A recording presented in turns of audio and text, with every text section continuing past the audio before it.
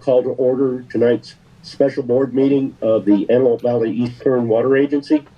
Madam Secretary, would you please call the roll? Thank you, Mr. President. Division 7, Gary Van Dam. Here. Division 6, Audrey Miller. Here. Division 5, Robert Paris. Here.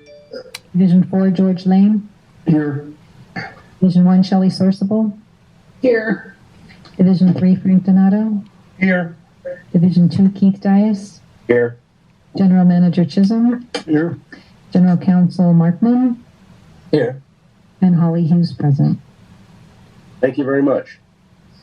Item 3, voluntary public roll call. If any member of the public wishes to introduce themselves, please feel free to do so now. Vincent Dino, Palmdale Water District. Hi, Vince. John Eucastet, Whitefish Farms 1 and 2. Welcome, John. Joe Long, Stantec Consulting.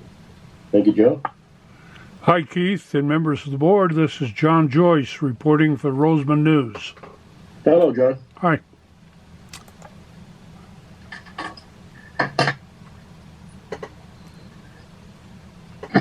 Hi, this is Julie Gilbert with Compass Consulting. Thank you, Julie. Hi, this is Tian with Kennedy Jenks. Thank you. And Nick Corelli with RWG. Thank you, Nick. Anyone else? Okay, item 4, public comments and period open to the public. If anyone wishes to address the board on any item not on the agenda, please feel free to do so now.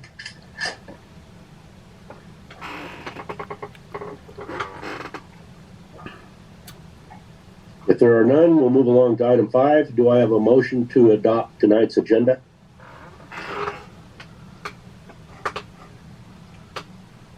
This is Director Miller, also move. Thank you. This is Director Sourceable, second. Thank you. Roll call vote, please. Audrey made the first and Shelley made the second. Thank you. Just to clarify. Yeah. Division 7, Gary Van Dam. Yes. Audrey Miller. Yes. Robert Paris. Yes. George Lane. Yes. Shelley Sourceable. Yes. Frank Donato. Yes. Keith Dias. Yes, the measure passes. Thank you. There is no new business tonight, so we'll move along to item 7. Do I have a motion to approve the consent calendar?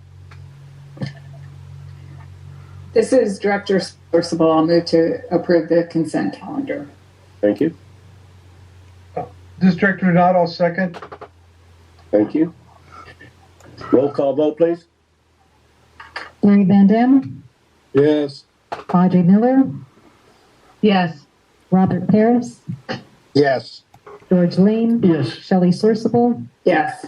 Frank Donato. Yes. Keith Dias. Yes, the measure passes. Thank you. Item 8A, High Desert Water Bank Committee. Chairman Donato, do you have a report? Yes, I do. We met last week and we went over presentation I think you're going to be seeing here shortly. And item 8A1, consideration of possible action on the resolution R-22-36, being adoption of the amendment of number 2 to the 2017 mitigated negative declaration for the High Desert Water Bank. And our engineer, Blyzy, will give us an overview. Yes, Director Donato, I did want to mention that staff is planning to prepare a monthly board update for you, which will be a precursor to those action items and puts into context the action items that the board will be considering tonight. And Justin Lipsay will make those presentations. So is he's gonna do the presentation, and then we're gonna vote on the matter? Yes, as we get to those particular matters, we will have separate votes on those two items as we go through the monthly. Okay, make sure, Justin, make sure you pause so we have time to make the motion. Thank you. Yeah, will do. Thank you. And good evening, President Dias, members of the board. The first handful of slides is just going to be the monthly board report. And then we've got a separate set of slides for the 2 action items. So it'll be very clear what we're working on. There we go. Jumping into the executive summary. We always like to use this slide to remind ourselves and anybody listening what the goals of the High Desert Water Bank project are. To recharge and recover up to 70,000 acre feet per year within the project site with a total storage capacity of 280,000 acre feet. Short-term goals that we have here in the middle left, over the next 3 months, we hope to complete the construction of the aqueduct turnout, continue construction of the recharge basins and pipelines, and complete the design and get out to bid drilling package number 3. On the right-hand side here, we've got our map of the project site, the aqueduct turnout right about here. And then we've got several stars on the map. These are 10 stars here. Those indicate the locations of the recovery wells, which have been all drilled out on that project site. You can see the contours of the recharge basins that are going to be graded on that site to receive the water, and the locations of our habitat management land in through the middle. Here we see our project team, our project partner, Metropolitan Water District on the left, Kennedy Jenks serving a couple of roles on this project, one as program manager and one as construction manager. We've got our design team of Stantec, and then we've got our 3 construction companies that are out there working for us right now, Blois, Bigford Well and Pump, and Nicholas Construction, as well as the legal team, which helped with the acquisition of the parcels for the project site. Kennedy Jenks serving as program manager. They continue to participate in our project meetings and keep the project on track overall. Make sure to remind everybody of any deadlines coming up or any deliverables that need to be submitted. So they're doing a great job as a program manager for the project. On the right-hand side, we have our upcoming board decisions and actions. These are 3 items on the agenda for tonight. Adoption of CEQA addendum number 2, approval of change order number 2 for Bakersfield Well and Pump, and item C, which was on tonight's consent calendar, which is approval to advertise for bids for drilling package number 3, which we intend to do in mid to late January. Engineering and field work. This is primarily work being done by Stantec and their team. They're working with contractors to review requests for informations and submittal that are being provided by the contractor to make sure that the project's being built in accordance with the specifications and the agency is getting what we're paying for. They're participating in our weekly progress meetings with the contractors and working on finalizing those plans and specs for well drilling package number 3, as well as the recovery package and the well electrical and equipping that goes along with that. This table summarizes the contracts that the board has entered into with regards to the High Desert Water Bank project. You can see the total contract amounts here in the 3rd column from the left, as well as the payout to date and what percentage of that contract that represents. So just kind of a snapshot of what we've got going. Moving into the capital program account, this is the amount currently in the account, the activity for the capital program account, which is funded by Metropolitan Water District. So this covers about the last 6 months or so. On the far right-hand side, you can see the total amount of money that Metropolitan Water District has deposited into that account, just about $40 million. We've got a current balance of just under $800,000 in the capital program account and 2 outstanding invoices to Metropolitan Water District expected to come in the middle and end of January. They've been doing a good job of making those payments on time, so we're able to pay our contractors and our consultants for the project. We've got Tien Ng with Kennedy Jenks on the line tonight, and Tien is going to go through the construction slides on here. He's the construction manager for Kennedy Jenks. So Tien, feel free to take over from here. Thank you, Justin. Good evening, directors. This evening here, we have 3 construction projects to update. Let's start with the aqueduct turn-in project. As you can see here, the contractor is still very busy pouring concrete.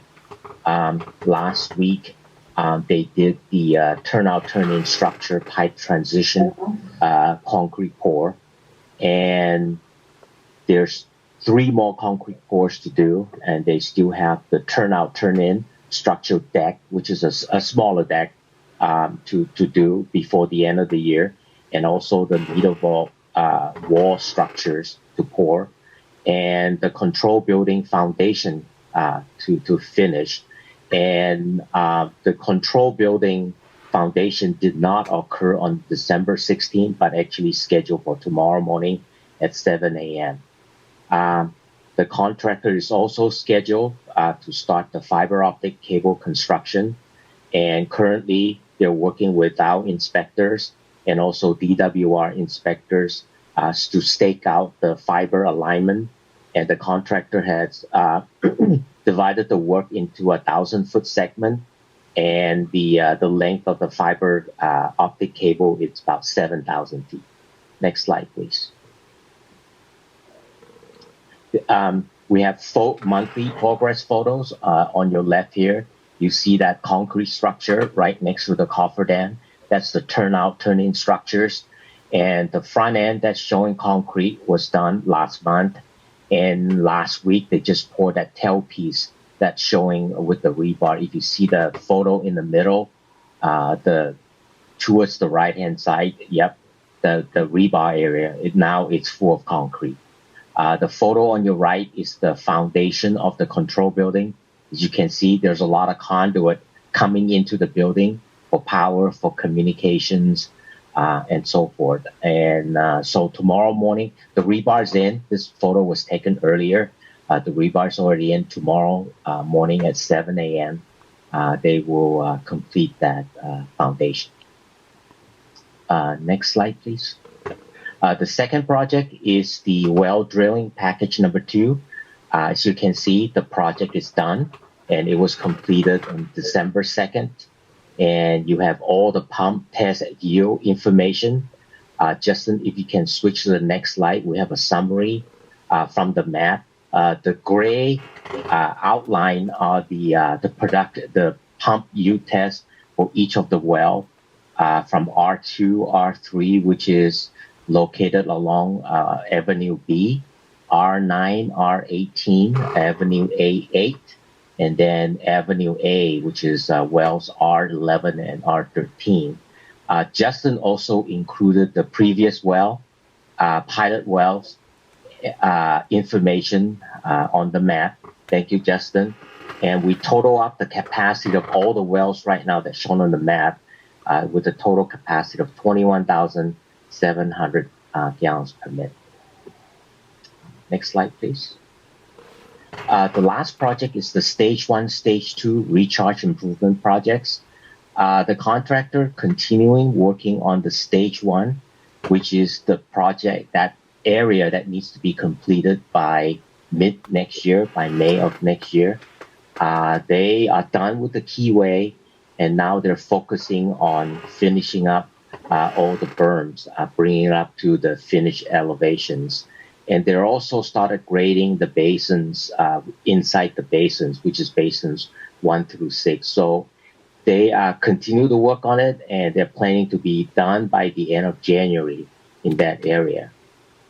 They also started Stage 2, and they started that end of last month, and they have clear basins 20 and 21, and currently they're focusing on getting the keyway all dug out, inspected, so they can start the construction of the berms. Next slide, please. So here's a map of Stage 1. All the highlighted area in green are the berms that are constructed.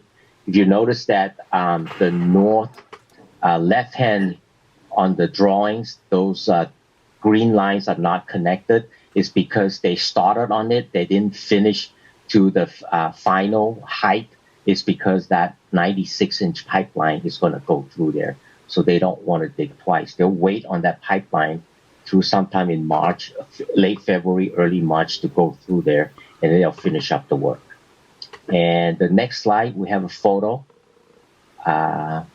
looking from 280th Street from your bottom of your photo all the way to the top of your photo, 290th Street. And you can see the aqueduct, and also the aqueduct turnout and turn-in project on the top corner. So you can see the basin here with the berms. It looks like what's shown on the drawings. So this is stage 1. Next slide, please. This is stage 2, which is north of stage 1. The highlighted in green area is the contractor has started excavating for the keyway constructions. And we have a progress photo on the next slide to show you. Don't have all the berms yet, but you can see they started digging more like a trench. And then as they get inspected, they slowly backfill them and start the berm constructions. So that's the monthly update for the 3 projects for this month. Justin, back to you. Thank you, Tian. Good job. Any questions for Tian on the progress for construction? All right. Sounds good. Moving into section 8, other items. Just letting the board know that Metropolitan Water District is preparing to go to their committee and board in January and February. They'll be presenting the updated project budget, including the addition of a treatment facility and the off-site power, which wasn't included in the original budget and contract. So they're working to do that in the next couple of months. And they've had some briefings with their management that have gone really well. They're very optimistic that that's going to be a smooth process. Section 9, this is just summarizing again the action items. Top 2 are on the agenda for approval upcoming. And then the last one, as I mentioned earlier, was approved on the consent calendar. So at this point in time, we're going to get into the first agenda item for action, which is adoption of a CEQA addendum number 2. Item 8A1, our agenda. And so we'll start with a little bit of background. The initial study for the High Desert Water Bank project resulted in a mitigated negative declaration. That initial study was circulated from June to July in 2017 for public comment. We received those comments and incorporated those into the final mitigated negative declaration, which the board adopted in December of 2017. About a year ago, the board adopted addendum number 1 to the project, which incorporated various project changes. For example, moving from 2 turnouts on the original conceptual design to just 1 in the current project, as well as relocation of the habitat management lands to allow us to utilize gravity recharge for the majority of the project. So the original CEQA document and addendum number 1 both assumed that recovered water from the wells at the High Desert Water Bank would be able to be pumped into the State Water Project without any treatment and allow blending to occur within the State Water Project to mitigate any issues with water quality. Since we've drilled 10 wells at the project site now, and we've discussed previously, the arsenic concentrations in those wells are a little bit higher than were anticipated, and they're at levels which we don't believe are going to be allowable by DWR to be pumped directly into the California aqueduct, especially when flows in the aqueduct are low and large amounts of water are being pumped in. So staff engaged Compass Consulting. Julie Gilbert introduced herself on the phone tonight, who has extensive experience with the High Desert Water Bank project, including the drafting of CEQA addendum number 1. And she was also involved in the development of the initial study back in 2017.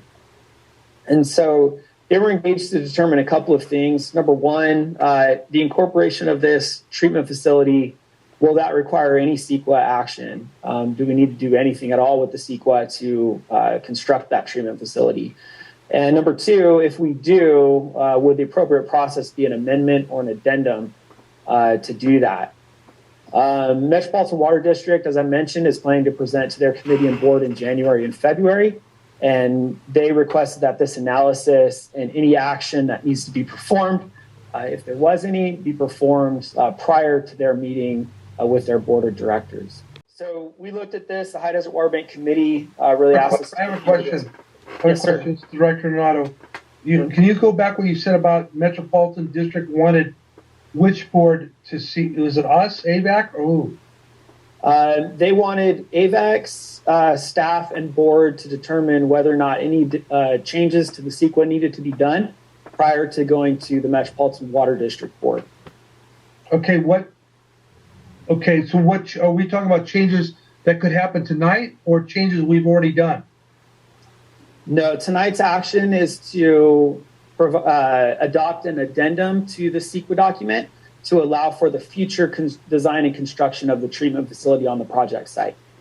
Justin, this is Nick. I was just going to add that Met needs Avek to act on the CEQA portion of this because Avek's the lead agency for the project, and Met can't act on the funding decision because it's a responsible agency under CEQA, and so it's going to Met's looking to Avek to take the lead so that it can then take its action on the funding.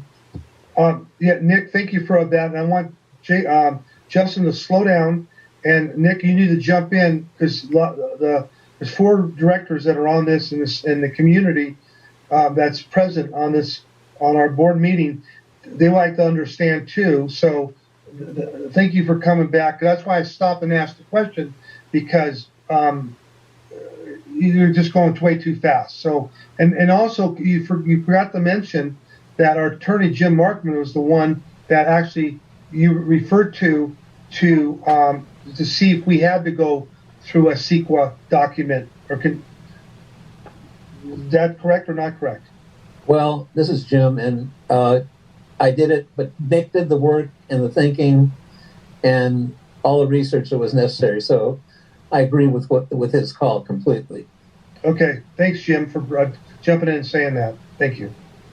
This Director Lane, I had one question or comment from the staff right there. Does staff feel comfortable that we should go ahead and approve these financial contracts? We haven't got the final okay on these changes from Metropolitan Water Agency. And like I say, I'm pretty dang sure they're going to do it, but just what would happen if they did not do it? So that's to staff, whoever feels appropriate.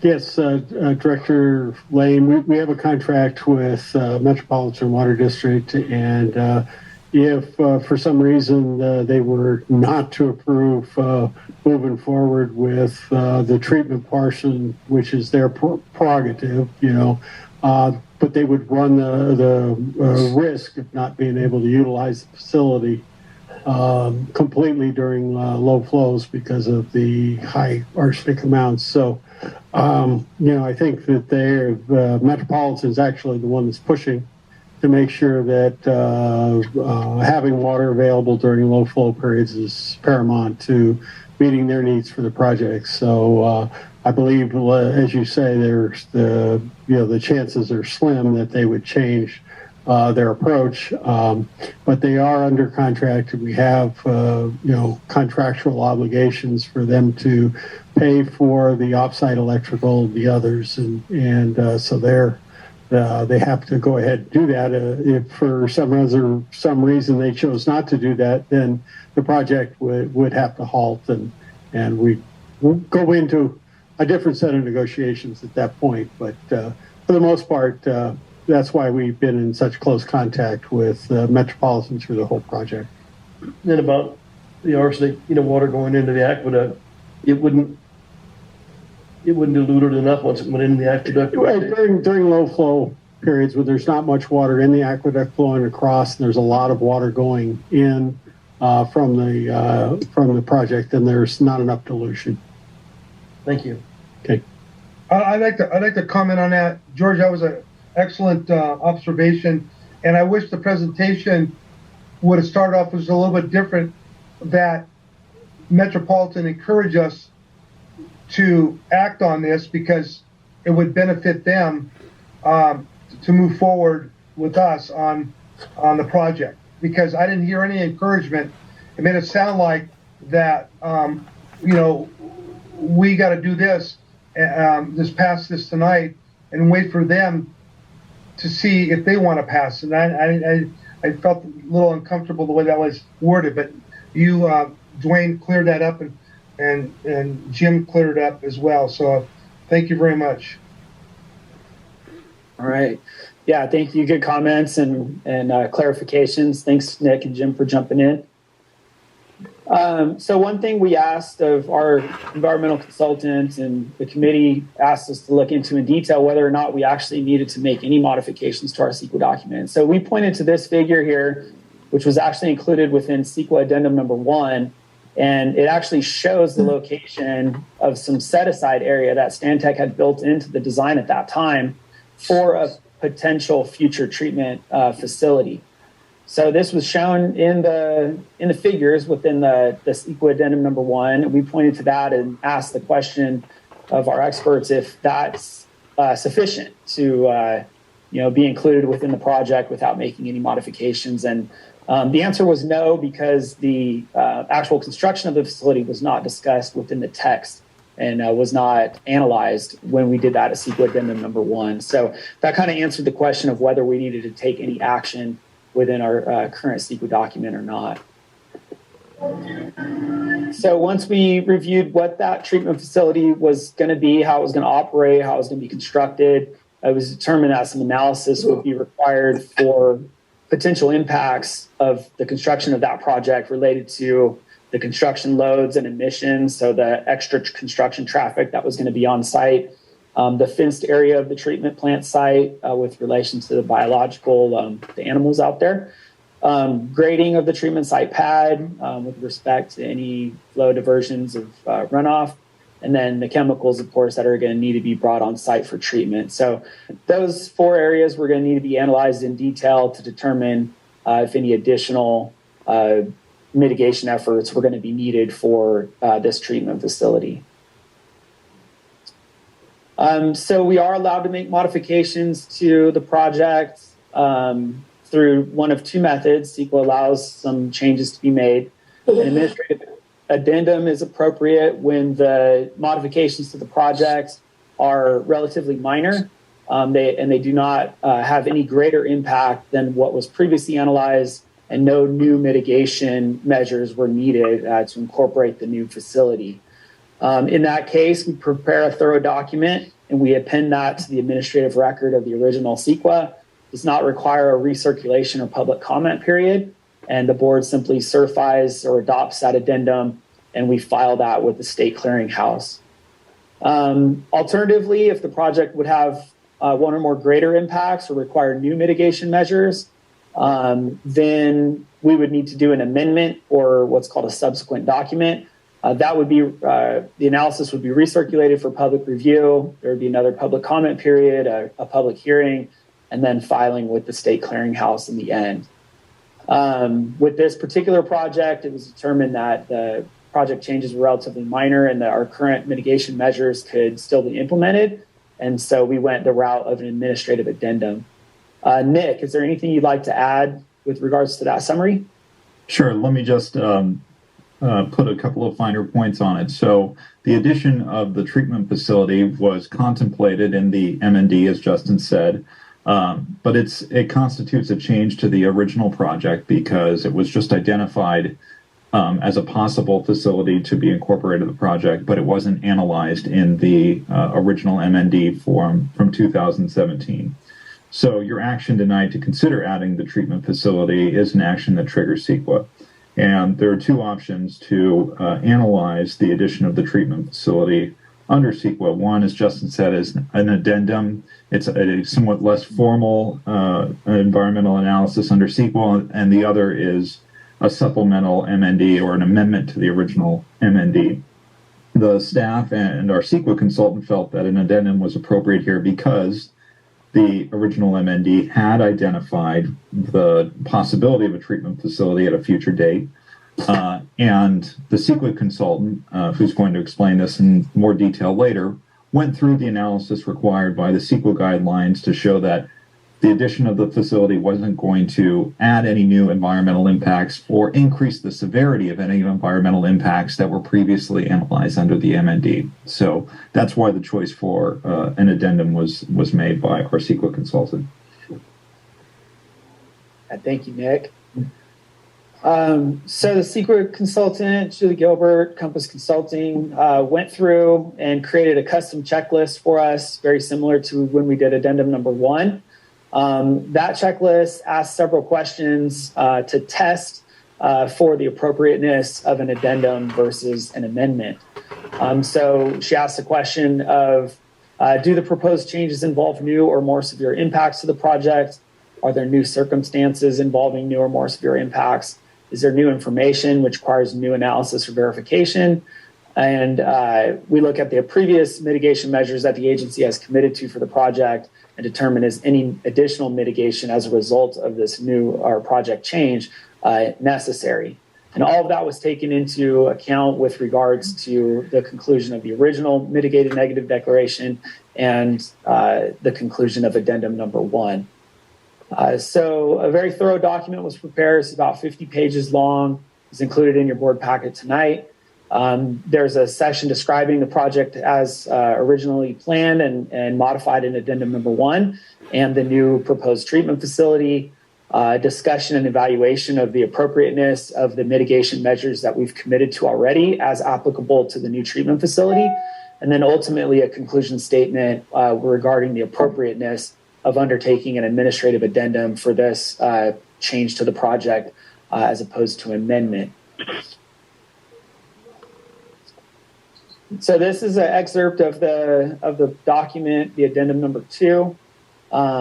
After looking at the initial study impacts and mitigation measures and analyzing the addition of the treatment facility, it was against the CEQA criteria, it was determined that an addendum is appropriate to document this change.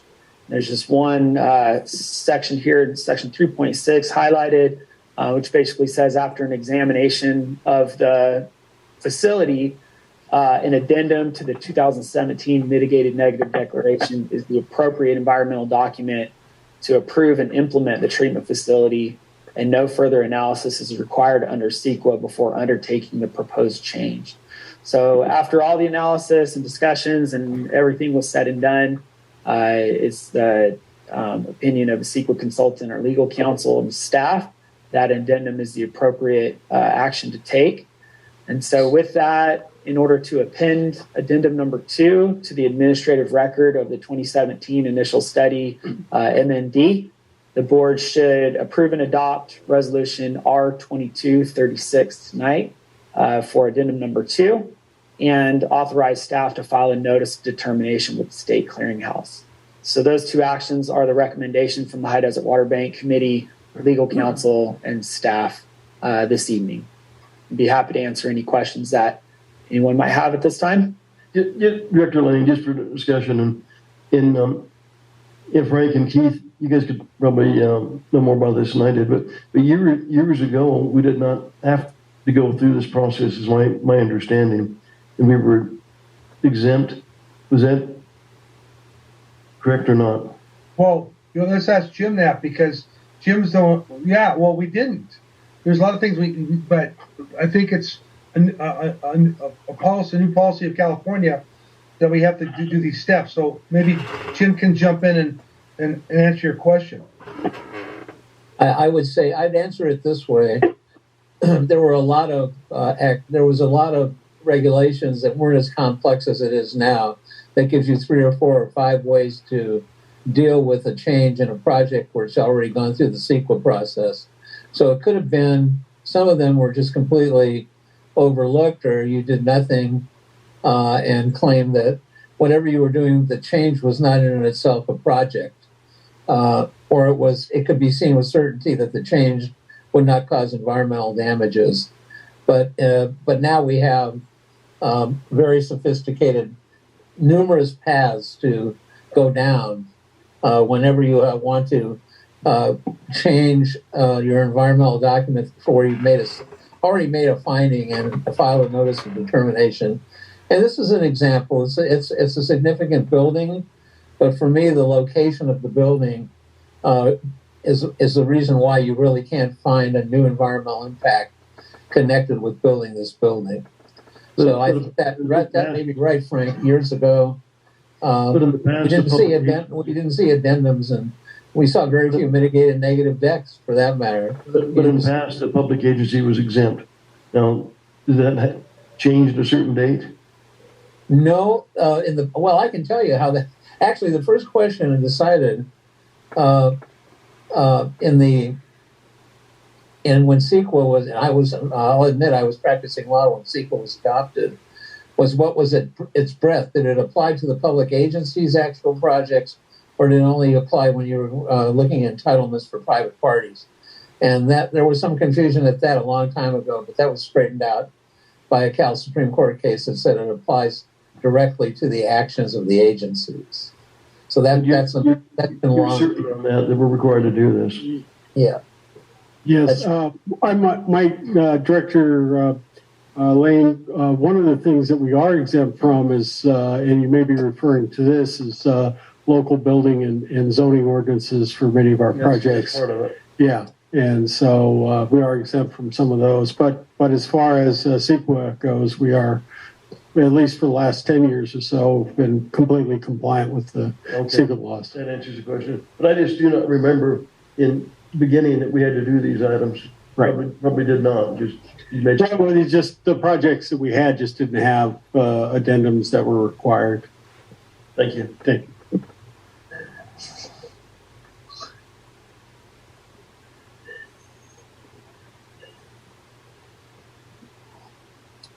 So that's all staff has on this item, unless there are any further questions.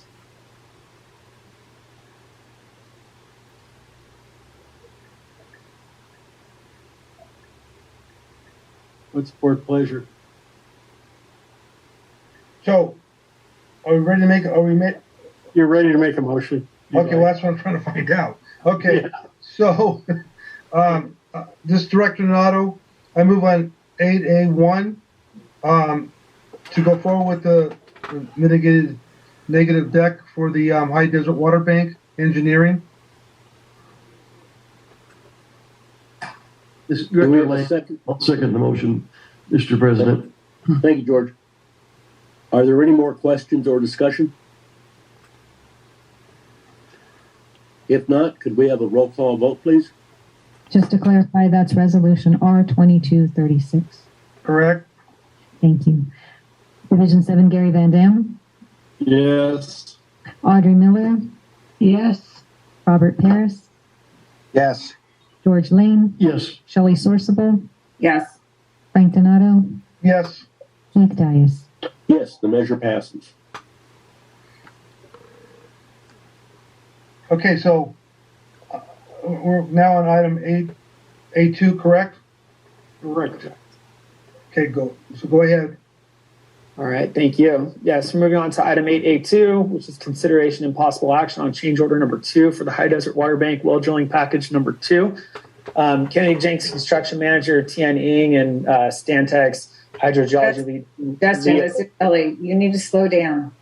Yeah, you're going way too fast. You need to slow down. Just take it down a notch, please. You got it. Too much Thank coffee. you. Maybe. You must have been an altar boy. Let's go. Tian Ing from Kennedy Jenks is construction manager. He's on the line tonight. And Tim Leo with Stantec's team is going to be on the line as well. And they're going to walk through some of the changes that occurred on the well drilling package number 2 for Bakersfield Well and Pump. And this is really a true up of the lengths that were actually installed in the field. We've done this once before with Bakersfield Well and Pump. This is a very similar procedure here.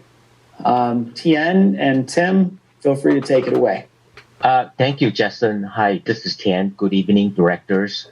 Earlier tonight, we provided a report on the well drilling package number 2. The project is completed. So tonight, we're going to go through the final unit price cost adjustment. So to do that, we have Tim Leo's team, who has been working with the contractor during construction out in the field, from the well drilling to the well development. So Tim is going to take the lead to go through all those unit price cost adjustment. Tim? Before you get started on this, why are we doing this? I mean, because, can you address that? Sure, first? yes.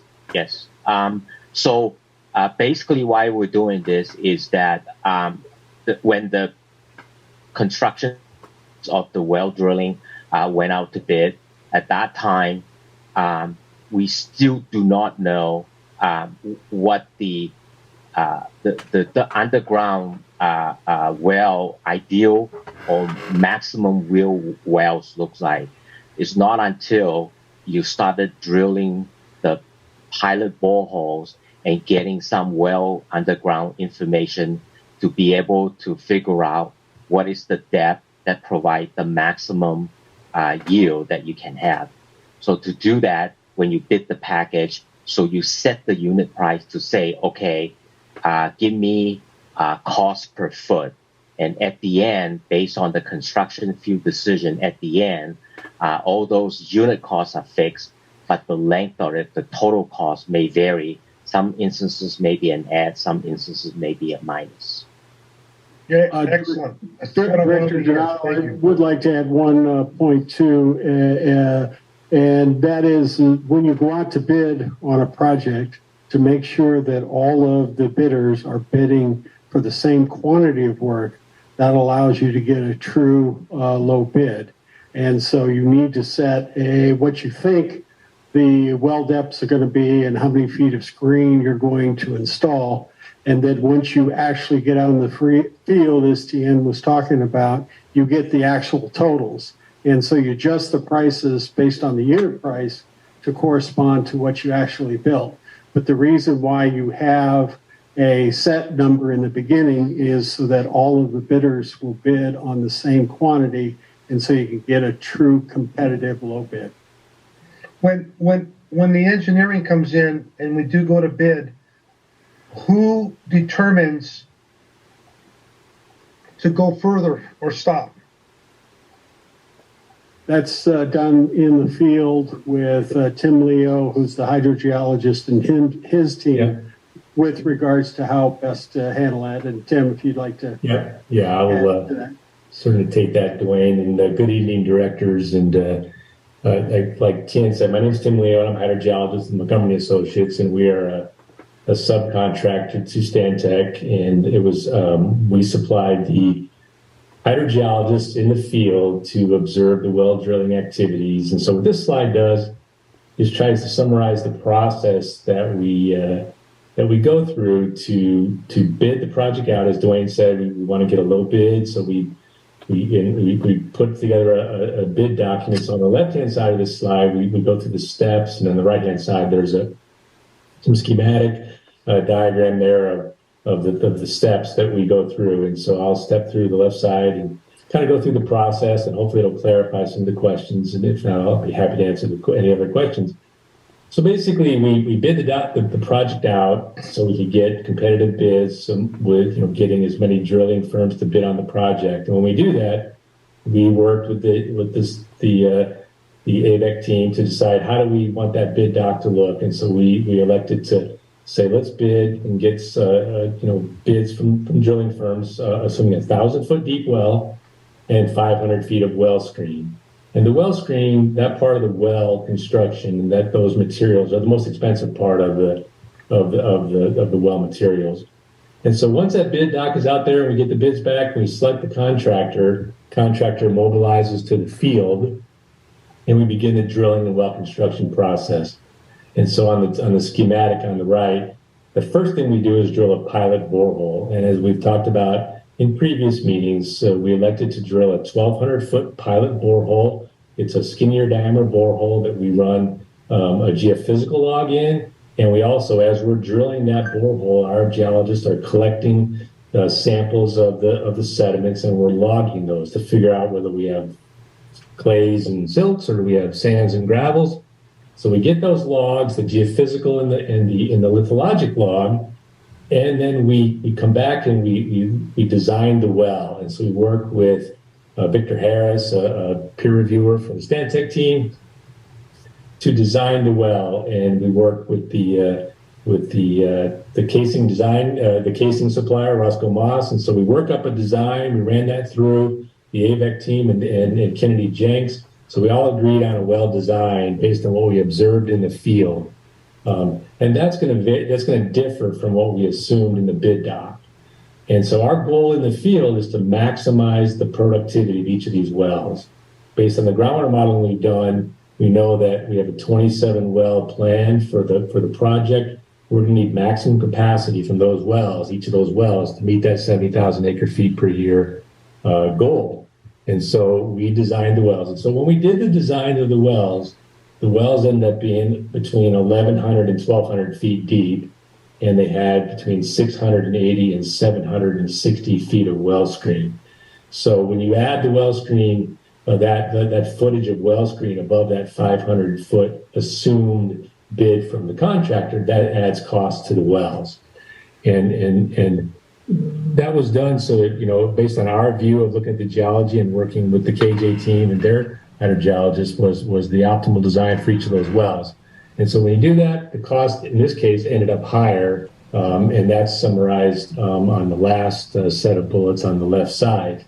The first one is actually a deduct of about $12,000 due to those costs were not incurred during the project. Source water, secondary source water, and standby time were not incurred, so that's a deduct from the estimate. And the other 5 are additions. The first one, R2, is some additional well development time that the contractor spent. We have a spec, a set of specifications that they're held to. And so our geologists in the field were holding them to those specifications to meet the water quality requirements of that development of that well, which is critically important for the wells. So it took a little more time on that well. So there was almost a $4,500 increase in cost there. The next 4, R9, 11, 13, and 18 are the 4 wells that we've already talked about 2 wells in a previous meeting. These are the last 4 wells of this drilling package. And you can see that the cost there for each of those wells was higher than the base cost from the bid. And that's basically driven by the design that we developed, and then really the addition of the well screen. More well screen led to higher productivity of the wells. And so that was a good decision to make. And because these wells, as Tian showed in a map earlier, these wells are very good wells, all coming in above our design expectations and capacities. So these costs you see here are a true up of this process. It was, the way we bid this out, it was an expected in some levels because as we see the geology, we want to build the best well we can. So the total cost, I think it's on the next slide, of the total cost of the increase on the well construction costs is about $291,000. I'd be happy to answer any questions about the process or what our logic was for arriving at this cost increase, which is about 3% of the total contract cost for Bakersfield Well and Pump.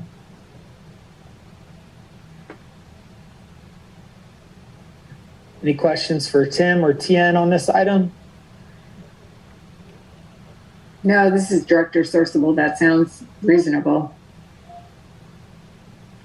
All right, sounds good. So the High Desert Water Bank Committee and staff would be recommending tonight to the board to authorize change order number 2 with Bakersfield Well and Pump in the amount of $291,220.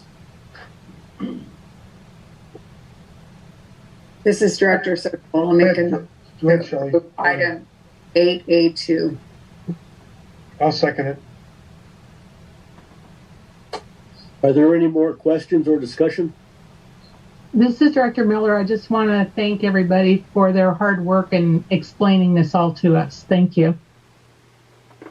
Yes. Okay, could we have a roll call vote, please? Gary Van Dam, Yes. Audrey Miller, Yes. Robert Paris, Yes. George Lane, Yes. Shelley Sourceable, Yes. Frank Donato, Yes. Keith Dice. Yes, the measure passes. Thank you very much. Okay, that concludes my report. Thank you for the great report, Director Donato. Item 8B, Public Information Committee. Director Lane, do you have a report? I'm going to defer to Matt on that. Okay. Thank you, Director Lane. And good evening, board. So we're going to discuss item 8B1, which is consideration and possible action on the 2023 Economic Roundtable Report, request for information from the Antelope Valley Edge. That's a local agency or group. So we discussed this item with the Public Information Committee last week, and included in your board packet on page 100 is a brief staff report, and then attached to that staff report is the proposed information that we're looking for concurrence on submitting to the Antelope Valley Edge. So I'll start with a little bit of background. As you know, AVAC has been and is currently an active member of the Antelope Valley Edge, which is a local enterprise that facilitates economic growth and opportunity in the Antelope Valley region. Each year, as part of the fall or the spring conference for the AV Edge, and that's coming up in at the end of February 24th, 2023. They're going to have their business summit, and as part of that summit, they produce this roundtable report, and AVAC has been lucky enough to provide an article or a little blurb on the current water situation in previous year's articles. So AV Edge has reached out to the agency, and what they submit is what's called an RFI, or request for information, to the agency. And that's what's included in page 101 of your agenda packet. So what they ask is any big stories for the agency. And as you can see on this, on page 101, AVAC put together a little brief paragraph, has to be less than 100 words. And we focused on the current drought and the low allocation year that we've seen in 2022. Gave a little bit of credit to not only to AVAC, but to our local retail agencies for their conservation efforts. And then really hyped up the fact that what AVAC has done with the groundwater banking and recovery projects such as Westside Water Bank, how that really helped the agency and the valley get through this, second year of 5% allocation for the State Water Project. We also include top 2 2022 milestones for the organization. We focused on a little blurb on the High Desert Water Bank project in partnership with Metropolitan Water District. And we also highlight the fact that we received just over $6 million in grant funding towards the SNP Phase 2 pipeline project. So as I mentioned, we went through this with the committee. The committee members had some recommended edits to the big story, and I was trying to mention in there that just because people drive by the aqueduct and see that the aqueduct is full doesn't mean there's sufficient water supply. So we added a sentence to kind of highlight that. So with that, I'd be happy to answer any questions of the directors or committee members. Just, I think most everybody's aware of this AV Edge. That's a consolidation of the AV Board of Trade and Economic Development in a corporation. They merged some time ago, about a year ago. Yeah, that's correct. A couple years ago. So Director Sourceable, I have a question. Is this something that the committee recommends? Yes. The committee reviewed this and recommends submission of the RFI to the AV Edge for these articles to be considered for inclusion in the roundtable report. Is this something that we can also post on our website to also notify the community of these things that are happening? Yeah, definitely. We can include these articles as well. So what kind of readership or what kind of exposure does AV Edge have that we wouldn't have through our website? That's a good question. We cover about the same area as the AV Edge, Greater Antelope Valley area. So it'd be priced similar. So what is the cost to AVAC for this? There's no cost for submission of this RFI.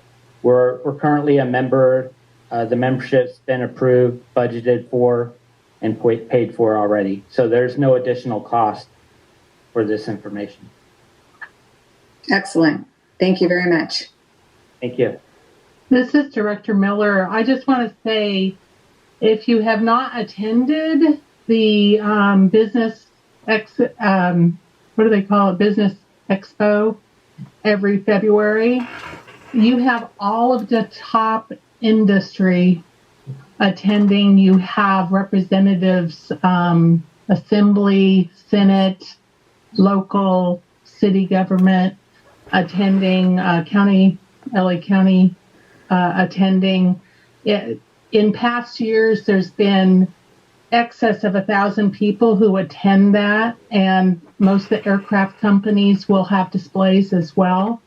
And I attended the breakfast the other morning, and there's going to be a speaker this year that is internationally known, and I would highly recommend that whoever can go from the agency go and experience this. Just the holiday breakfast was an experience with the officials that were there and the large industry that was there. Thank you. Perhaps AVEC has had a table, and they probably will this year if the directors, so wish. Audrey, this is Shelley. Who is the person that's going to be speaking that's of interest? They couldn't announce the name, but somebody told me, but I don't want to announce it publicly until they're ready to do that. But it will blow your mind. It'll blow your mind who's going to be here this year. Okay, thank you. Okay. Was there a motion? Mr. President, this is Director Lane, also move. Thank you. This is Director Donato, I'll second. Thank you. Are there any more questions or discussion? If not, could we have a roll call vote, please? Ray Van Dam,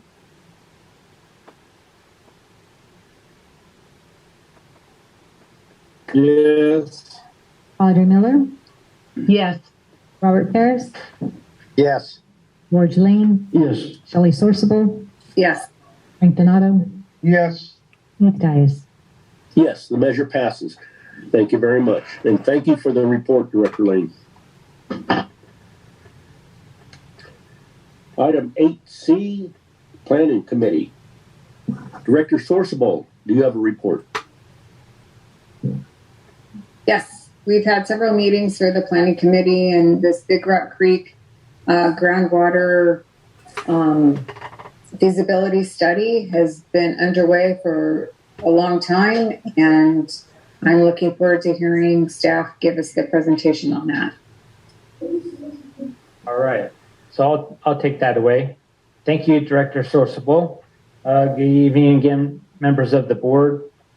So, as Director Sorsable mentioned, this information was presented to the Planning Committee of AVAC, and also recently with the Antelope Valley State Water Contractors Association, which is an association between AVAC, Palmdale Water District, and Little Rock Creek Irrigation District. So several years ago, the three agencies developed a memorandum of understanding to look at the feasibility of recharging state water project in the groundwater or in the Big Rock Creek itself for groundwater recharge aqueduct. So I'm going to go through. I didn't prepare this presentation. Paul Chow with Kennedy Jenks gave it to the association, but he could not be here this evening, so I'm going to go ahead and provide the presentation this evening.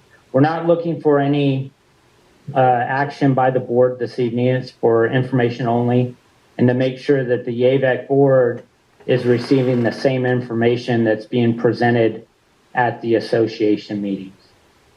And jumping back to the MOU that was developed between Palmdale, AVAC, and Little Rock for this project, the cost share for putting together this feasibility report was split between the three agencies.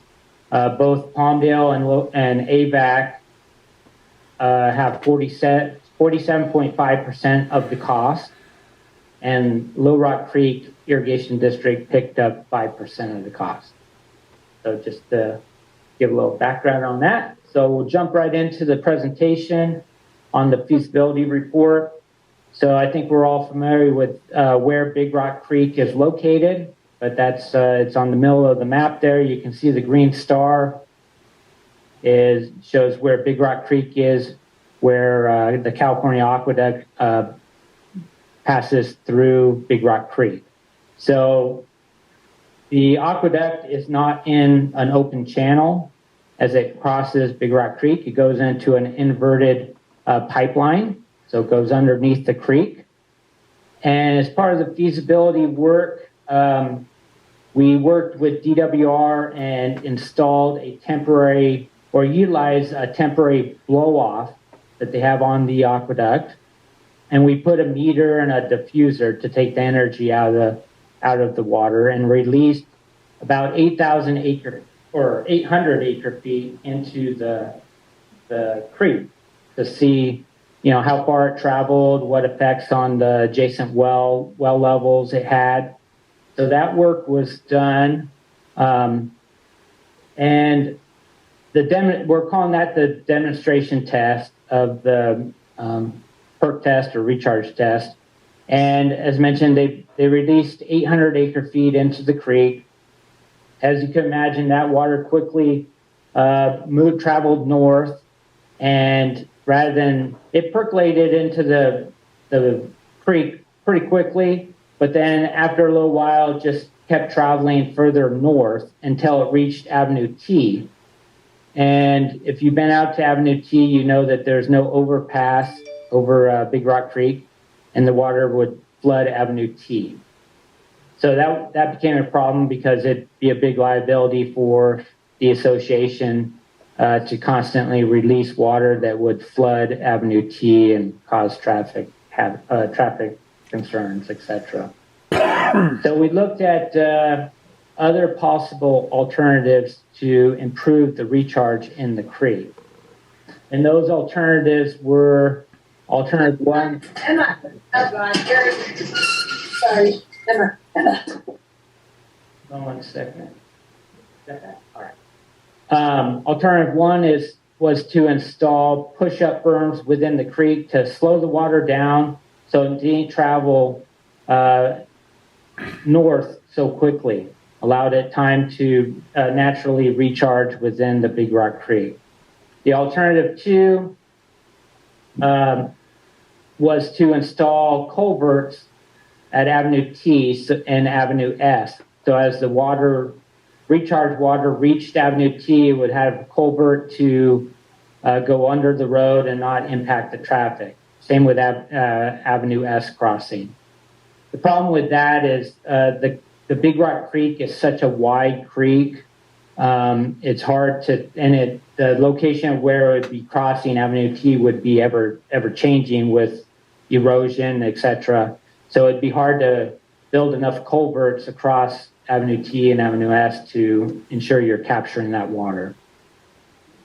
Alternative three was to install or construct off-site recharge basins and a pipeline from our turnout location on the aqueduct, pipe it over to some recharge basins that are just off creek, and allow the water to percolate into the creek bed, but within a controlled environment or constructed recharge basin, similar to what was done with the Upper Amargosa project. And lastly, alternative four was to tie in at our Eastside Water Treatment Plant or the Carl Hunter Water Treatment Plant and build a pipeline and pump station over to the Big Rock Creek for recharge. So each alternative was evaluated based on some scoring and criteria. And the two alternatives that rose to the top are numbers 2 and 3, the culverts and the off-site recharge basin. You can see they both scored the highest there on our simple chart. I kind of talked about the cons for the culverts, and it also has a very limited capacity of how much water we could recharge within the creek under that alternative. So the focus really was on alternative 3 of constructing the off-site recharge basin. It provides the largest recharge capacity, and it's pretty easy to permit because it's the property that we're looking at is previously disturbed for agriculture. It's outside of the natural creek area, so wouldn't require any special fish and wildlife permitting, etc. So the culvert option, as mentioned, is the cheapest option, but it had very limited capacity of recharge, only about 2,200 acre-feet per year. Has some other public benefits about reducing flooding across Avenue T and Avenue S that we talked about earlier. This is alternative 2. You can see down at the bottom left of the aerial image, it shows where the turnout would be on the State Water Project as the aqueduct is in a siphon or a pipe. So at that location would be a metering vault, control valves, etc. And then there'd be a pipeline that would be constructed from the turnout or metering vault over to the recharge basins that would be engineered basins that you can see the conceptual layout there. You can see it's pretty far off the edge of the Big Rock Creek area. So different scenarios or options, conceptual plans for recharge area, etc. So there's 3 options associated with this alternative. Option 1 assumes about 20 acres of recharge basins. There was a small percolation test to determine the percolation rate at the project site. So it's just under 3 feet per day, which is pretty good recharge rate. So based on that information, the acreage and the recharge rate, it's assumed that we could recharge up to 21,700 acre-feet per year. Has a pretty small capital cost of just over $2 million. That's for the turnout structure, the meter and control valves, small distance for the pipeline, and construction of the recharge basins. Option 2, I'll go back to the map. Option 2 includes that area to the east, highlighted to the east there. So that option, a little less of a percolation rate, about the same area of recharge basins. And you can see that reduces the recharge capacity significantly to 8,400 acre-feet per year with about the same capital cost. So if you wanted to, or if the association chose to include both of those options under option 3, it'd have a range of recharge rate, increase the recharge basin area, and obviously it would increase the annual recharge capacity with a not a significant increase in the capital cost. So another thing we looked at as part of this feasibility report and study is we had a meeting with the Antelope Valley Water Master Engineer, Todd Brownwater. So we wanted to get their thoughts and input on the concept that we were exploring for recharge within Big Rock Creek. Some of the highlights of that conversation is that the eastern edge of the Antelope Valley Basin or adjudicated basin has limited recharge activity. As you know, a lot of AVAC's large recharge operations are on the west end of the valley, and this area of the Antelope Valley Basin has limited recharge projects. Recharge flows towards the depressed central area, and I've got a map to show that. So the bottom left of the exhibit here, you can see where it's labeled Big Rock Creek Recharge Project down the south end there. And the natural flow of the groundwater flow, if recharge water is provided within Big Rock Creek, is to the central area or central sub area of the Antelope Valley Adjudicated Basin, where a lot of the overpumping has occurred and has created a depression in the basin due to that overpumping. So what the water master is saying is if we could get, some recharge area in this area of the basin, over the long term, it would provide some benefit to that overpumped central sub area of the basin. Also, Water Master likes this as a good location for providing replacement water to the basin, because currently when overpumping occurs on the east side of the basin and replacement water is provided to the basin, that replacement water is typically provided from AVEC's West Side Water Bank, which is quite a ways from the southeast area of the subbasin. Matt, Dr. Land, got a couple of questions. Yeah. What's the approximate average national recharge flow now in the Big Rock Creek is one. And the second one, as far as being over a pump, just you to be a little more specific because there's really very little development out that way, but it's primarily what area is over pumped. Yeah, so let me clarify. The area that's overpumped is not adjacent to the Big Rock Creek, because you're right, there's not a lot of agriculture or development in that area. The overpumping has occurred in the central sub area, kind of down, Lancaster, Palmdale area. So recharge within Big Rock Creek does eventually naturally flow to the central sub area of the basin. So there would be a long-term benefit of recharging water here to help the central sub area. So that's what I was understood. There's a next system. Yeah. A recharging here, that would help. Yeah, that's correct. And your question about historical flows from runoff within Big Rock Creek, I'm not sure. I haven't looked at that for a number of years, but we can get that information. Now the big question: where's this water going to come from to recharge it? Yeah. Obviously, there's a lot of competition, with their west side development and the east side development. That's the $64,000 question. Yeah, exactly. I mean, we have a lot invested in the West Side Water Bank. Now we're looking at the High Desert Water Bank. We also have Upper Amargosa. We have the East Side Water Bank. This would be a good location in years where we have high allocation within the State Water Project, and we're kind of maxed out in all of our recharge capacity at the other locations.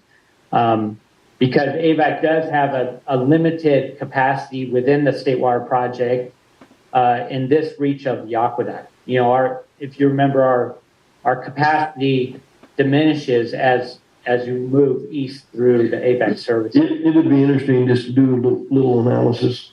So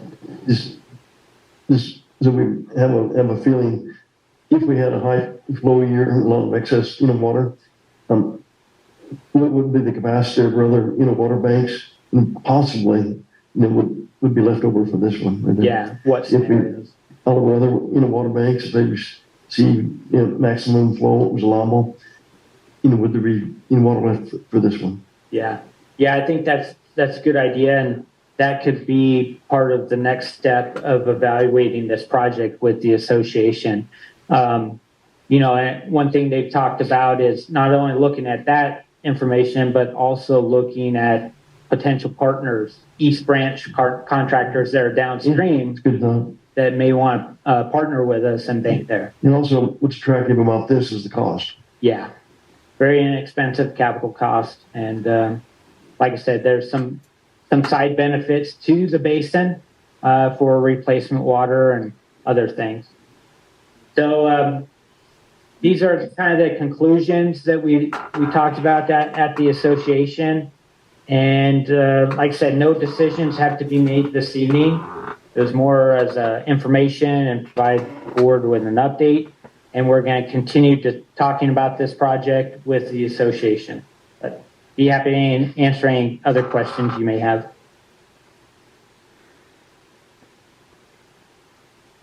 Matt, this is Director Miller.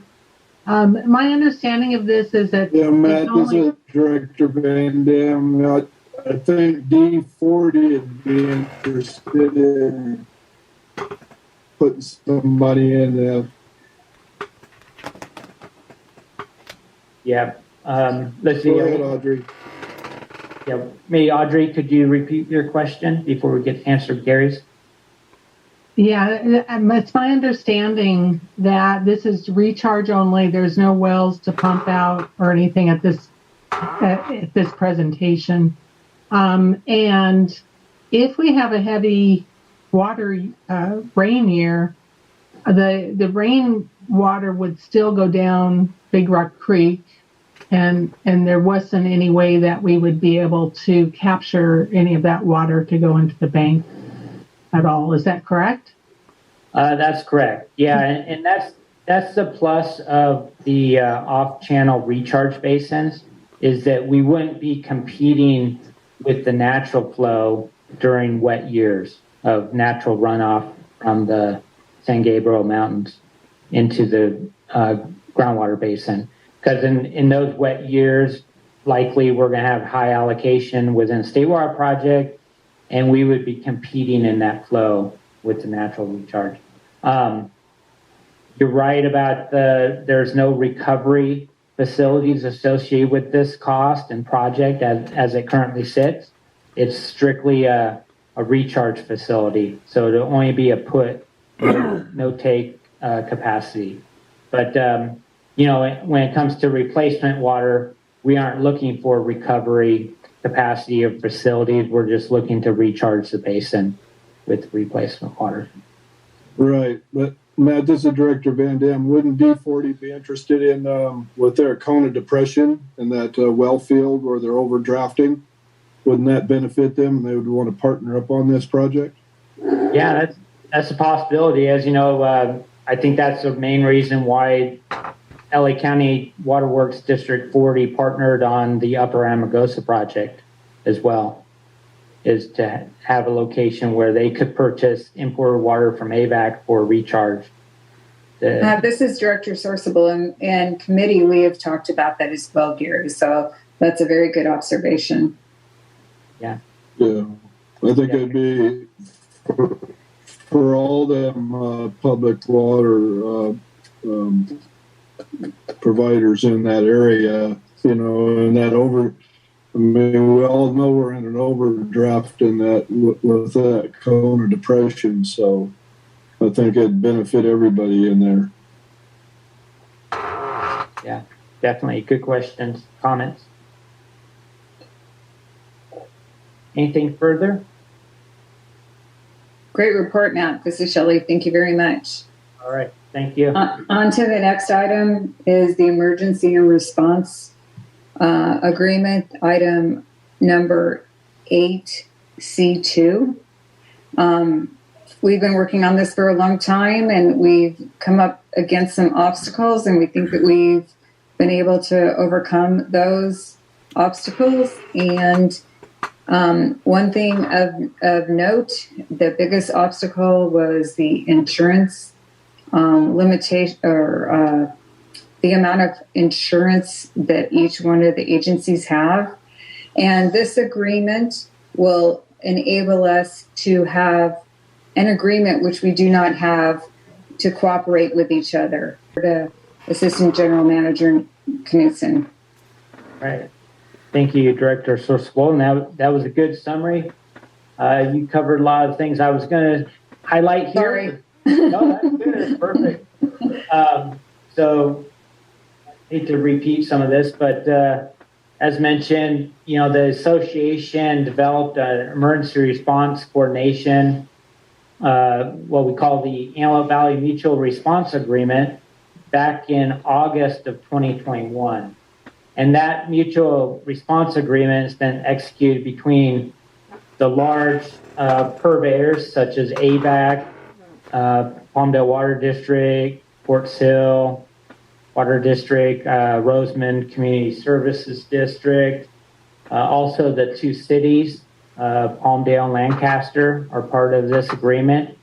And what this agreement does that's currently in place, it documents the understanding between the agencies in the event of an emergency, what the process is for an agency both requesting help and then providing help. Also covers the agencies that provide help to other agencies in the event of emergency. From an insurance standpoint, reimbursement for staff time, equipment, materials that are provided in an emergency. So that agreement is in place. We meet on a regular basis, just touch base. So that's moving good.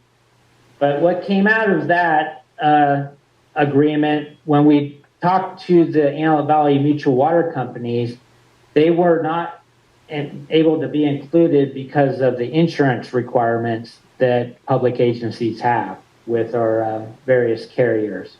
AVAC is joint Aqua JPIA. So most mutual water companies can only provide $1 million of liability insurance. So the association wanted to look at different alternatives of providing assistance to the mutual water companies, because many of them are customers of the agencies. And they worked on a separate agreement, which we're calling emergency response agreement for Antelope Valley Mutual Water Companies. And that is what is included in your board packet this evening for approval. It begins on page 123. It was vetted with the legal counsel for each of the 3 member agencies for the association. So they've signed off on it. It was presented to the commissioners of the association. They're supportive of it, but we just need final approval by the member agencies, AVAC, Palmdale, and Low Rock Creek Irrigation District. So it's basically the same template that we use for the mutual response agreement with the larger agencies, but it has a lesser insurance requirement to ensure that the mutual water companies can be a signatory to this agreement. So with that, I'd be happy to answer any questions, but the committee reviewed this and they are recommending approval of the agreement. For the fine report, Director Forcible. Thank you. Item 9, General Manager's Report. Dwayne? Thank you, Board President Dias. I have a short report for you today. We've seen this graph, similar one last week, and you can see that our November and December numbers are a little short of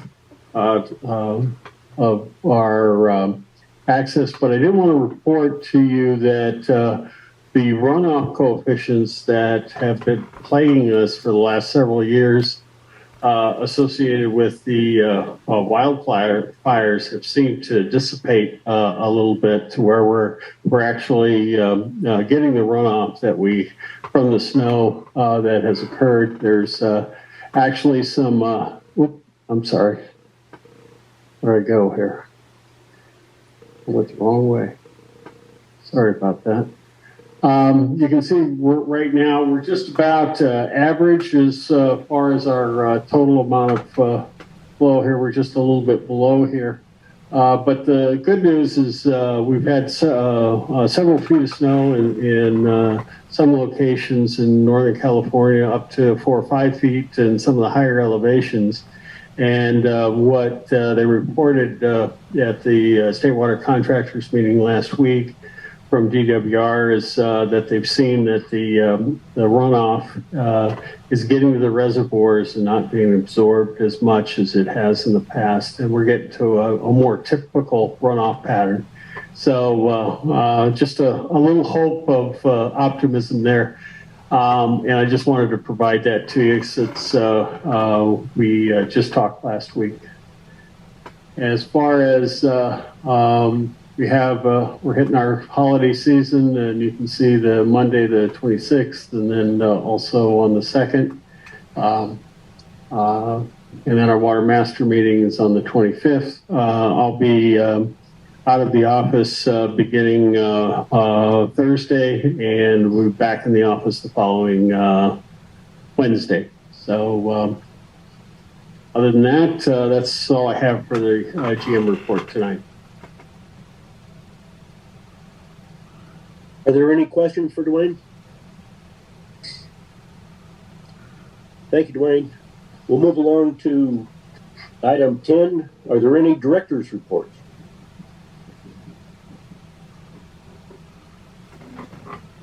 If not, we'll move along to item 11, attorney's report. Mr. Markman?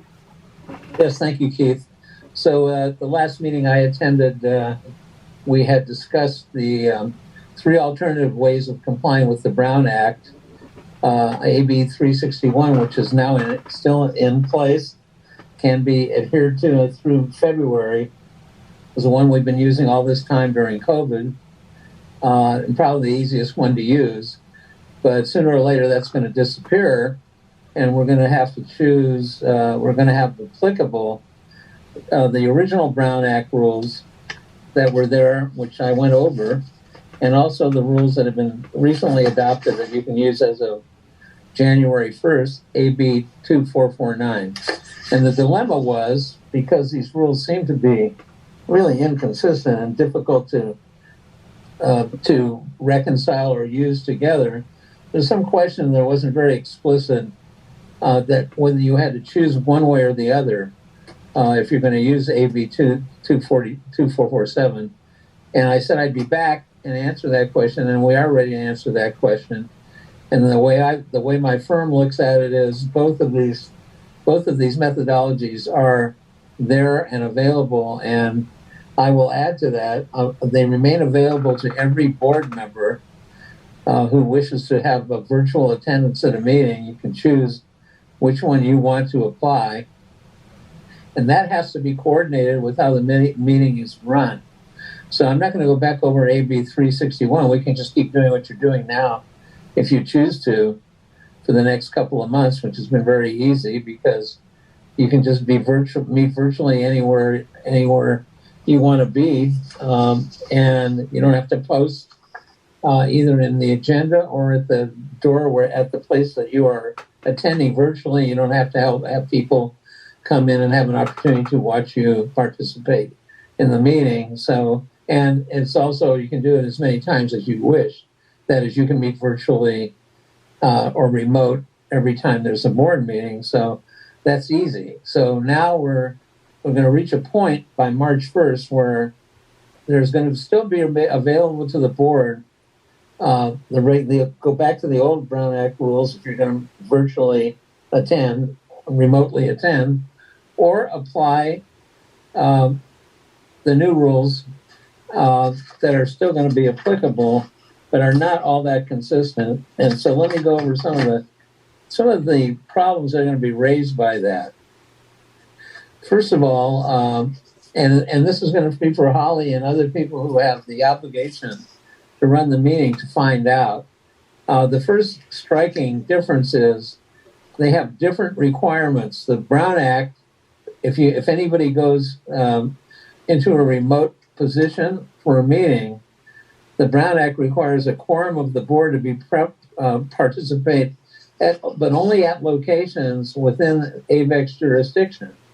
But it also requires the posting of each location a board member is at in the agenda on the front of the door, and has that requirement that someone wants to go to one of those remote locations, you have to let them into wherever you are to participate themselves or watch you participate.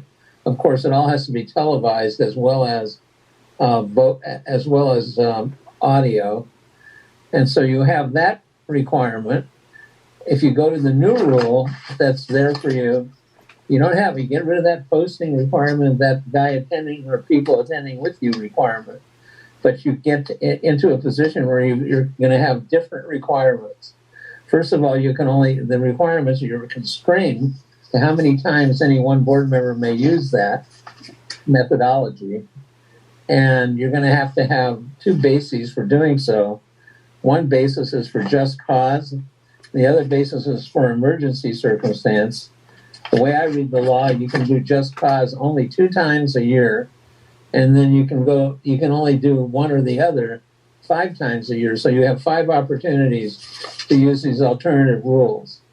The first thing, however, that's required anytime you use the alternative rules is you have to have board members. 3 board members have to meet in in the boardroom, essentially. So the trick is, how is the staff? Let's say Keith and Holly are struggling with setting up the meeting. They have a couple of board members who want to be remote. And they want to choose 2447 to do it. You've got to tell the rest of the board, find out, will the rest of the board be at the boardroom attending the meeting? And so you have to do that. And then, of course, once you've done that to accommodate a board member, then you have to have them, okay, just cause, what is it? You have them submit something in writing that says it's just cause or it's a medical emergency twice a year, basically. And you've seen all the lists of the reasons for just cause. So the first thing that has to happen is you have to determine there'll be 3 board members who decide to attend in person in the boardroom. 4 board members, I'm sorry. Keep doing that wrong. You're 7 board members. So you have to have 4 in the boardroom. And you need to know that before Holly or Keith or anyone can tell the board member who wants to go remote, you can do so under AB 2449 because we'll have 4 people in the boardroom, 4 members of the board. And so once you do that, once you get to that point, you can use either one of those 5, any of those 5 opportunities, one for each member of the board. And you have to then going to have to track what each member of the board did to meet remotely every meeting. So you can keep track of what's going to happen at this meeting, who's going to be there to attend, and what going forward, how many more opportunities do you have and in which category to attend remotely under AB 2449. So that's basic. That's the basic problem. I have a question. The other one, Director, go ahead, Frank. Yeah. Okay. Are you telling me that because they're under the same law, the state legislators are going to be doing the same thing and they're going to have the sergeant of arms? No, because they are exempt from the Brown Act. They get away from all of this. You know, that's always been true. No matter how the Brown Act is read or what problems it causes at the local level, the state legislatures never have to deal with it. You know, you've seen them in their hearings. They come walking in, they walk out. They don't have any real schedules. Sometimes they have hearings where there's they have a schedule. It's called happy hour. Well, I know. But anyway, this is to create some administrative thinking. And I think the way to do this is every board member, all 7 of you, somebody has to keep kind of a list of how did you attend as you go through the whole meeting year, and which one of these did you participate under the original Brown Act where you posted the agenda and posted the door and all of that? Or did you do one of the 2 things you can do under AB 2447, but there's only a total of 5 times you can do that during the year? And keep track of everybody, and also at least get an indication of the intention of every board member, how they're going to attend the next meeting. I think that's crucial. I don't know how Holly could shuffle this unless she knows whether there's going to be 4 board members maybe located within the jurisdiction but remotely, or whether 4 of them are going to be in the building at the time of the meeting. It's a crucial difference. But this is I finally had to look at this. Nobody's saying you have to make a choice. So I'm not going to be the one who tells this board you have to make a choice between one or the other. Otherwise, there'll be too much chaos. But so each board member, I consider each board member to have the right to attend either way, up to the amount of times you can do that under the law. So that's where I ended up after our last discussion. Mr. Markman, may I ask a question? This is Holly Hughes. Yeah, Holly. Sure. Okay, so you said that the old Brown Act, if you go back to that, they have to be televised. That was never done before. They could just be roll call with the audio. It was never part of the old Brown Act that they had to be on camera as well. Has that changed? No, that hasn't changed. Okay. That part hasn't changed, but under the new provision, it has to be televised as well. But I mean, I think you can take care of that by being consistent with all your all meetings. Aren't your meetings all have available television for? Sure. It's up to them. They have to request that they're on camera. I can't make them. They have to do it themselves. But my second question is, under the regular Brown Act, everybody didn't physically have to be here ever. I needed a quorum posting their locations. That would be 4 people within the jurisdiction. That's right.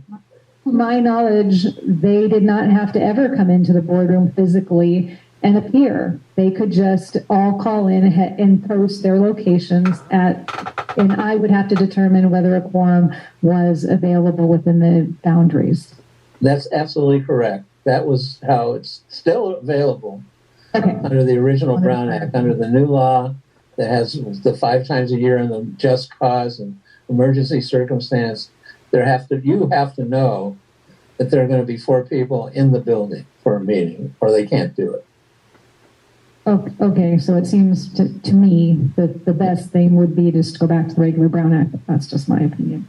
I don't disagree, but I don't think that we have the authority to tell any board member that at any given meeting you can't, let's say you're really ill or someone's ill and your family can't use that reasoning, so long as you can tell them there'll be 4 people attending in the building. Or the board can say, look, we just won't go. We'll agree as our policy not to use 2447 and go back to the original Brown Act methodology. But that would be completely up to the board. I thought it would have been wise for the legislature to say make one choice or the other. But they didn't say anything in the new law about that. Jim, this is Shelley. Did you say that 4 of the members of the board members have to be in the actual building or in their jurisdiction? In the building. Okay. I didn't hear you say that the first time. Yeah, the quorum has to be attending at the normal place for the business for the meeting in order to use 2447. So that means so that brings in an interesting thing, because if you're at a conference and 3 of the directors are at the conference, or 4 of us are at the conference, then they just have to move the board meeting. Correct. You can move board meetings outside the jurisdiction, outside of AVEC, but only on very, very tight circumstances. So if you wanted to go have a meeting because you're going to view some facility out of the, I don't know that going No. That's not what I'm saying. We're at an approved state water contractor meeting, the conference. Are we all going to go in our each individual room, or we just can move the board meeting to another time? If 4 of you are out of the AVEX jurisdiction, Frank, my problem with that is I don't know what conference gives you the right to have an official board meeting where you take action outside of AVEC. Attending a conference doesn't create that. This Dwayne, I think what Director Donato is saying is that if we know that 4 members are going to be at a conference, we wouldn't have the board meeting on that particular day. We would reschedule it to a different day where the members could all attend. But I will say this, Frank. Let's say you have 2 people at a conference and they wanted to attend remotely, or even 3. They could be in one room, yes. They can post, and under the Brown Act, you can post them in that room, and they can all be in one place there, and you'd have 4 board members in the boardroom. Or in 3 separate places they could be. That's true too. Yes. So this way again, Jim. So there's no action that's required by the board per se, other than just implementing the provisions in February or in March when the 361 is empty. Correct. It's all self-executing. And because it doesn't say you have to make a choice between them, these are board member rights that we're talking about here. So I have to say, you have to do, if the board members want to keep both in play, you have to make an administrative effort to do that. Sure.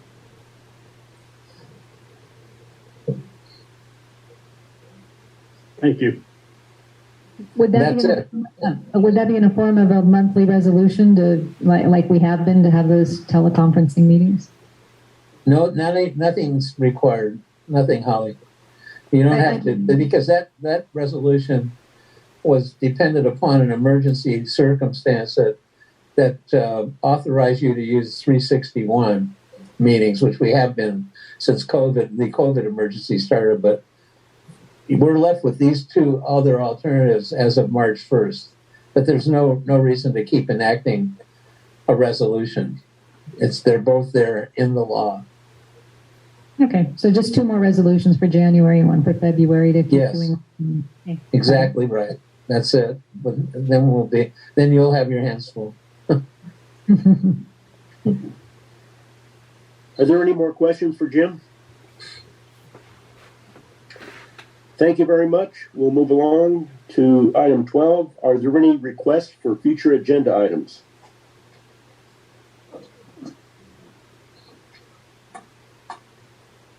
Okay, we have no old business tonight, so that brings us to item 14, closed session. Dwayne, do we have a reason to go into closed session? We do. Item B. All right, do I have a motion to go into closed session for item 14B? Director Lane also moved, Mr. President. Thank you. Director Miller, second. Thank you. Roll call vote, please. Was that Director Miller or Shelley? For the second. I'll yield. Shelley. Sure. Thank you. Gary Van Dam? Yes. Audrey Miller? Yes.